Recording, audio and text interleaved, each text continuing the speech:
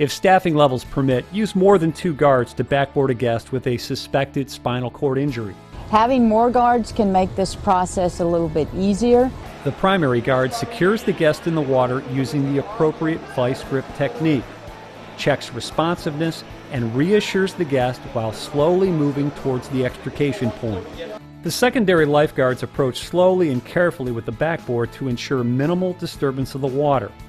Remove the head immobilizer before proceeding. The primary lifeguard transfers control of the vice grip to a secondary guard. The primary guard then moves to the foot of the board to guide the backboard under the guest. The team then begins applying the straps, moving from the chest to the hips to the feet, making sure the guest is properly secured. No more than 2 fingers should fit beneath any strap. Now it's time to address the cervical spine. It's called the squeeze play. A secondary lifeguard places one hand underneath the board directly below the head, and their other hand over the guest's cheeks.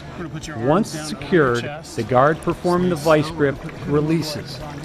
The head immobilizer and strap can then be applied. The most important thing is communication.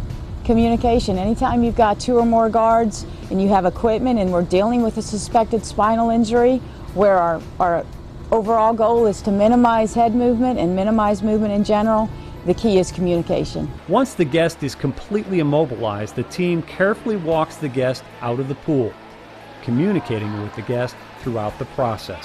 One of the most important aspects is the person at the head that's maintaining that vice grip or maintaining the inline stabilization. They've got to be communicating with the guest in distress as well as the rest of the guards to make sure that that guest is staying alert. We don't have an issue with them potentially going unconscious when we keep them focused on us. Move the guest at least 6 feet from the water's edge. Continue to provide care until EMS arrives.